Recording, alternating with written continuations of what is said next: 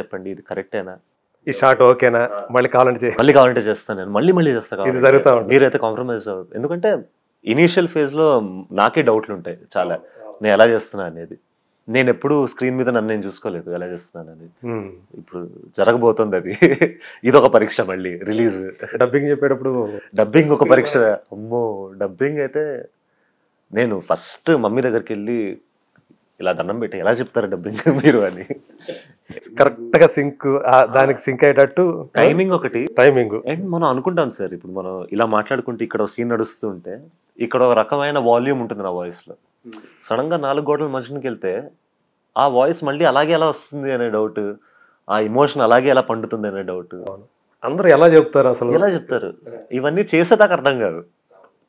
అంటే dubbing artist అంటే ఒక ప్రొఫెషనల్ గా చెప్పేసుకుంటా పోతారు, కానీ వాళ్ళు అక్కడ చెప్పాలి, షార్ట్ లో చెప్పాలి, ఇక్కడ మళ్ళీ డబ్బింగ్ అప్పుడు కరెక్ట్ గా దానికి ఆ టైమింగ్ తోటే చెప్పాలి, అదే ఎమోషన్ పండాలి, అదే ఎక్సైట్మెంట్ ఉండాలి. ఒక ఎక్సైట్మెంట్ సీన్ అంటే, ఏడుపు సీన్ అయితే అదే. So you're acting twice basically, 2 సార్లు యాక్టింగ్ చేయాల్సిందే. డబ్బింగ్ చెప్పడం ఇంకోసారి చేయాల్సిందే. సో ప్రతి దగ్గర ఒక పరీక్ష ఉంది. సో మనల్ని మనం ఛాలెంజ్ చేసుకుంటూ పోవాలి.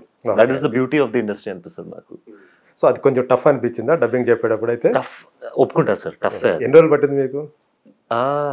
నేను 1 వీక్ లో చెప్పేసాను సార్. 1 వీక్. ఓకే. ఫస్ట్ రోజు ఎన్ని సీన్లు ఉంటాయి మీ మీద? అంటే కౌంట్ తెలియదు సార్ ఎగ్జాక్ట్ గా. 70+ అనుకుందాము సినిమా మొత్తం మీద. 70-80 మధ్యలో మామూలుగా ఉంటాయి. 70-80 అంటే నాది ఒక 50 అయితే ఉంటాయి సార్ ఈజీగా. అంటే ఎందుకంటే అంటే ఆ 50 సీన్స్ ని 7 days లో చెప్పేశారు. 7 days 8 days. ఓకే. కానీ కష్టం సార్, కష్టం. కానీ చాలా ఎంజాయ్ చేశాను డబ్బింగ్ కూడా. అండ్ కొంతమంది తెలుగు వచ్చినా కూడా డబ్బింగ్ కి ఆర్టిస్టులకి వదిలేసి అందు గురించి. కానీ అక్కడ కూడా హీరోయిన్ గారిని మెచ్చుకోవాలి సార్, ఎందుకంటే హీరోయిన్ తెలుగు అమ్మాయి కాదు, అంటే పుట్టి పెరిగింది ఇక్కడే అయినా వాళ్ళ ఫ్యామిలీ అంతా తమిళ్. ఓకే. కానీ తను తెలుగు నేర్చుకుని తను రాస్తుంది, చదువుతుంది, డబ్బింగ్ కూడా తనే చెప్పారు. నాకు భాష తెలిసి ఎన్ని కష్టాలు పడుతున్నాను నేను, ఆవిడ కాకపోయినా కానీ really appreciate her. Mother tongue Tamil అయినా కూడా మదర్ టంగ్ తమిళ అయినా డబ్బింగ్ కూడా ఎంత. అండ్ మళ్ళీ ఇందులో ఒక తెలంగాణ యాస ఉంది సార్, ఓకే, నార్మల్ తెలుగు కాదు. తెలంగాణ ఒక చిన్న యాక్సెంట్ టచ్ ఉంది, అది కూడా అప్లై చేసి డబ్బింగ్ చెప్పడం అనేది భాష తెలియనప్పుడు చాలా కష్టమైన పని, చాలా అప్రిషియేట్ చేయాలి. సో ఇలాంటి టిపికల్ సబ్జెక్ట్ లో ఫస్ట్ టైం చేస్తూ మరి ఆ రొమాంటిక్ సీన్స్ కానీ ఆ ఇంటిమేట్ సీన్స్ కానీ చేసేటప్పుడు కొంచెం ఇబ్బంది పడ్డారా? రొమాంటిక్ సీన్స్ ఉంటాయని ఎప్పుడైతే తెలిసిందో నాకు, అప్పటి నుంచే నా మైండ్లో ప్రిపరేషన్ మొదలైంది సార్. ఎలా అంటే ఆక్వర్డ్గా ఉండకూడదు, లేకపోతే అంటే ఎప్పుడు కూడా స్క్రీన్ మీద అది కనపడకూడదు, నేను హెసిటేట్ అవుతున్నానా అనేది, బిగుసుకుపోకూడదు.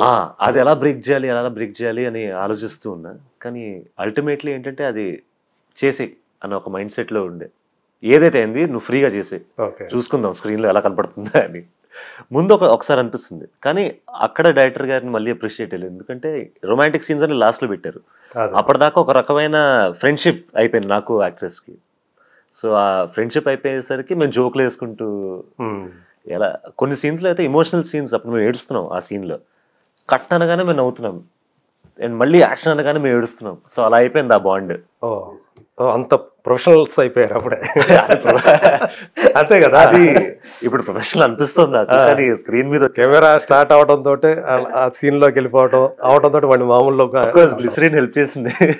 కానీ సో అప్పటిదాకా ఫ్రెండ్షిప్ అయిపోవడం అయ్యేసరికి మా ఇద్దరికి అంత టైం పట్టలేదు, ఇంటిమేట్ సీన్ ఎక్కువ బిగుసుకుపోలేదు.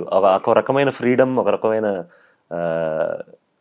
జోవియల్ గా ఉండే సీన్ ఏదైతే డిమాండ్ చేసిందో దానికి తగ్గట్లుగా ఫ్రీగానే చేసాం సార్. యా.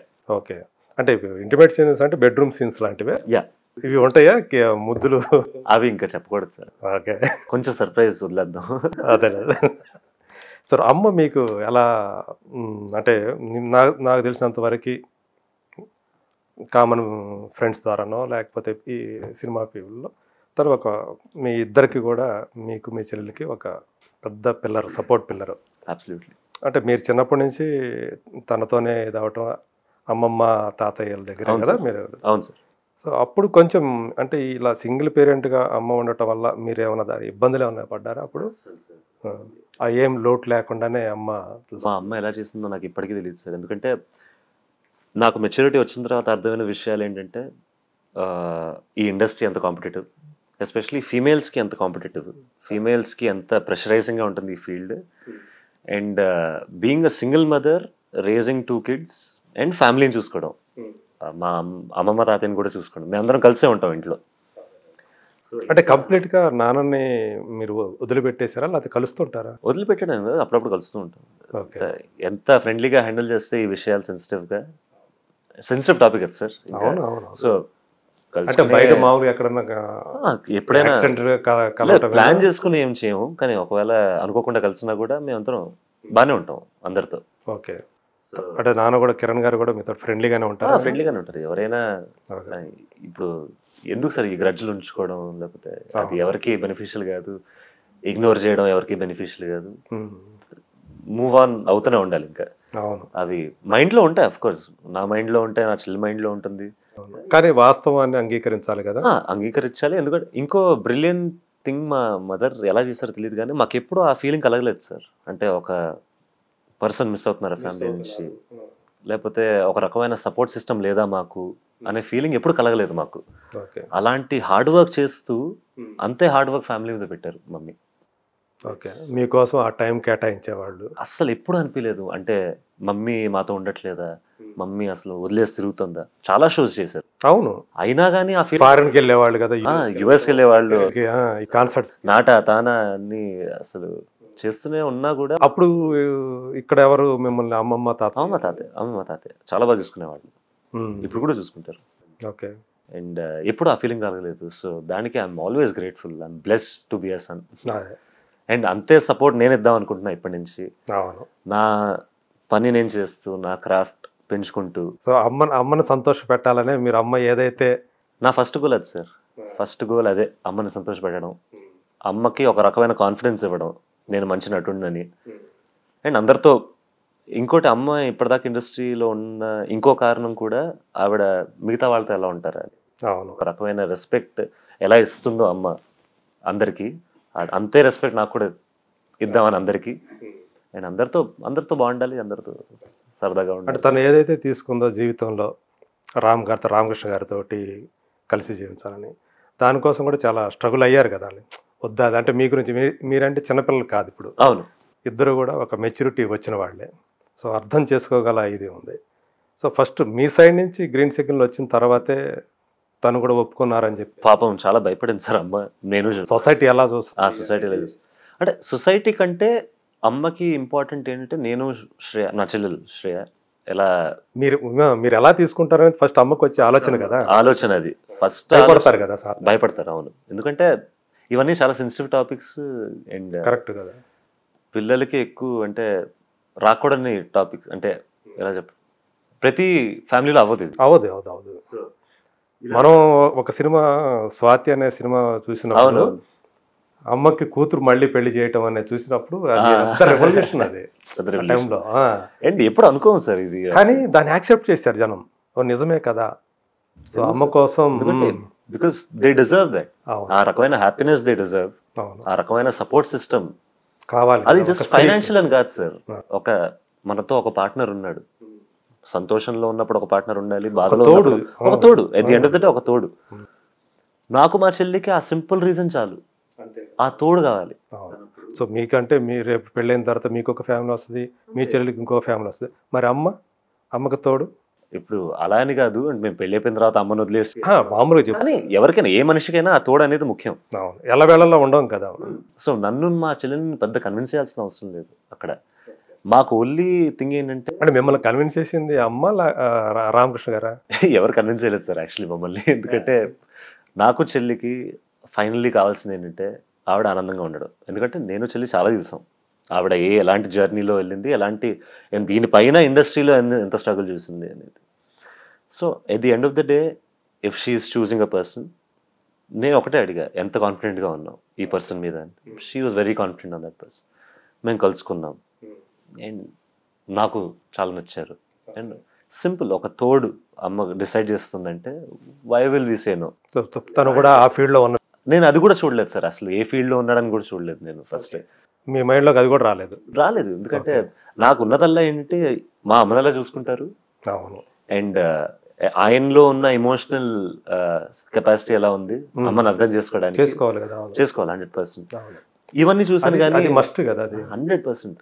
అది మా అమ్మ పాప మిస్ అయింది, అదే ఆ ఎమోషనల్ సపోర్టే కావాల్సింది ఇన్ని సంవత్సరాలుగా.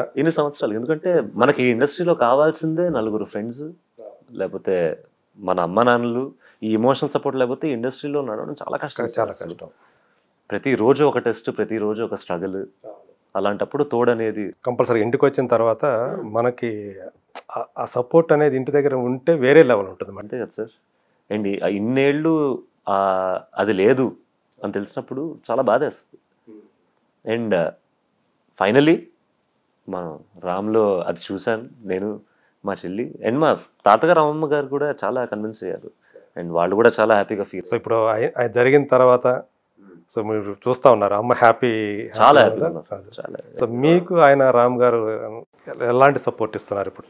ఏంటంటే ఇప్పుడు నాకు మ్యాంగో టీమ్ మార్కెటింగ్ సపోర్ట్ చేస్తుంటే మేము పనిచేస్తూ ఉంటాం. అప్పుడప్పుడు ఒకవేళ ఏమైనా పోస్ట్ పెట్టాలంటే సోషల్ మీడియాలో కానీ, మ్యాంగో కింద ఉన్న ఛానల్స్లో కొంచెం ప్రమోట్ చేయడం కానీ, అంతేగాని స్క్రిప్ట్ విషయంలో అలా హెల్ప్ చేయలేదు. ఓకే. అంటే ఆయన సంస్థల్లో కూడా మీకు ఏమన్నా ఒక స్థానం కల్పించడం కానీ అట్లాంటిది ఏదైనా ఉందా? అలా ఇంకా ఆ మ్యాటర్ని అనుకోలేదు సార్. ఇప్పుడు నా ఫోకస్ అంతా నేను సినిమాల్లో పనిచేయడం కానీ, ఇప్పుడే బిగిన్ అవుతుంది. ఇప్పుడే అసలు లిటరల్లీ నేను ఇప్పుడే స్టార్ట్ అయ్యాను. మీరు 1 year ముందు ఈ క్వశ్చన్లు అడిగితే నాకు అసలు సమాధానం ఉండేది కాదు లిటరల్లీ. సో ఇప్పుడిప్పుడే start. Maybe in the future మేము కలిసి పనిచేస్తాం. I would love to work with him. Why not? ఎందుకంటే అండ్ ఫ్రీ బాయ్ గా ఉన్నారు ప్రస్తుతానికి. And he also gives me మీ ఎడ్యుకేషన్ అయిపోయిందండి. అంటే అండర్ గ్రాడ్యుయేట్ బీబీఏ చేశాను నేను ఢిల్లీలో. అక్కడ దాకా అయింది. మాస్టర్స్ చేద్దాం అనుకున్నాం కానీ కరోనా వల్ల అయిపోవాల్సి వచ్చింది. ఓకే. కరోనాకు ముందు అది అయిపోయింది. కరోనాకు ముందు అండర్ గ్రాడ్యుయేట్ అయిపోయింది. కరోనాలో ఆస్ట్రేలియా వెళ్దాం అనుకున్నాను నేను యాక్చువల్లీ. కానీ ఆస్ట్రేలియా వాళ్ళు 3 ఏళ్ళు బార్డర్ క్లోజ్ చేశారు. సో అండ్ నాకు ఆన్లైన్ చేసే ఇంట్రెస్ట్ రాలేదు. ఎందుకంటే ఆ ఎక్స్పీరియన్స్ కావాలి, అక్కడ ఉండే ఎక్స్పీరియన్స్ కావాలి ఫిజికల్గా అక్కడ. సో అది ఆగిపోయింది, ఇది మొదలైంది. సో చాలా రోలర్ కోస్టర్ రైడ్ అయింది సార్ మధ్యలో. ఓకే. సో ఇప్పుడు ఈ సినిమా సంబంధించి కూడా తను ఏమన్నా సపోర్ట్ చేస్తున్నారా రామ్? చేస్తున్నారు సార్. అంటే ఇప్పుడు తను కూడా రషెస్ చూసారు, తను కూడా కొన్ని సీన్స్ చూసారు, నాకు చెప్తున్నారు ఏది న్యాచురల్గా ఉంది, ఏది బెటర్ చేయొచ్చు, ఇలాంటి tips. Because he's also very experienced and he works in movies selections కానీ, మూవీ మార్కెటింగ్ కానీ. సో ఆ చనువు అయితే ఉందా తన దగ్గర? ఆ చనువు సార్ ఇంకా అప్పుడు ఫ్రీగా మాట్లాడుకోవటం కానీ అట్లా? మేము ఇద్దరం చాలా సైలెంట్ సార్. ప్రాబ్లం అక్కడ. తక్కువ మాట్లాడతారు, నేను తక్కువ మాట్లాడతా, ఆయన తక్కువ మాట్లాడతారు. అఫ్ కోర్స్ మేము నవ్వుకుంటూ ఉంటాం, కలుసుకుంటూ ఉంటాం, హాయిగా ఉంటాం ఇద్దరితో. కానీ మా పర్సనాలిటీస్ ఏంటంటే ఎప్పుడు ఇద్దరు సైలెంట్ వ్యక్తులు ఉంటే చిన్న కాన్వర్జేషన్లు ఉంటాయి. అంటే ఇప్పుడు చూస్తే మాకు అంటే బేసికల్గా మీరు ఎక్స్ట్రావర్టా ఇంట్రావర్టా? నేను ముందు చాలా ఇంట్రోవర్టెడ్ అండి. ఇప్పుడు నన్ను నేను చాలా మార్చుకున్నాను కాలేజ్లో. ఎప్పుడైతే నేను డాన్స్ చేయడం మొదలెట్టాను, ఎప్పుడైతే నేను జనాల ముందు ఇంకా ఉండడం మొదలెట్టాను, అప్పుడు కొంచెం ఓపెన్ అప్ అవుతూ పెరిగా. As 10th grade 11th grade దాకా అయితే అసలు నేను అంతేనా? అదొక రకమైన భయం కాదు, అదేంటో నేను అలా ఉండేవాడిని. బై నేచర్ అలా ఉండేవాడిని.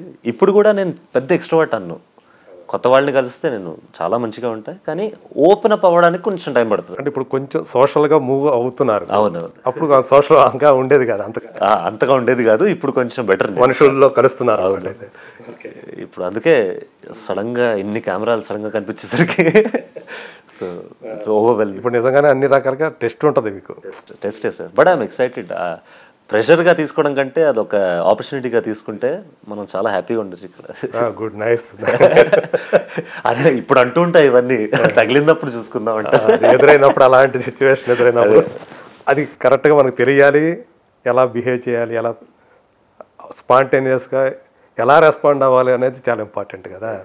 ఓకే. సో ఇది సర్కార్ నౌకరీ అనే సినిమా.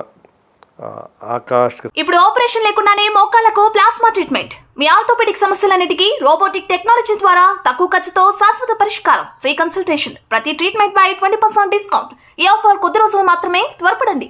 V9 hospitals 9281465842.